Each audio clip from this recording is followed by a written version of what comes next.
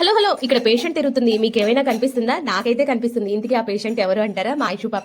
ఏమైందంటే ఐషు పాపకి 101 ఫీవర్ వచ్చిందనమాట. ఐషుకు మాత్రమే కాదు, మా చుట్టుపక్కల ఉన్న చిన్న చిన్న పిల్లలకి అయితే చాలా మందికి వైరల్ ఫీవర్స్ అయితే వచ్చాయన్నమాట. సో ఎందుకంటే వాతావరణం అటు ఇటు కావడంతో చిన్నపిల్లలు అయితే ఈ జ్వరాలు బారిన పడ్డారు. ఇక్కడైతే ఎంహెచ్ గ్వాలియర్కి అయితే వచ్చేసామన్నమాట.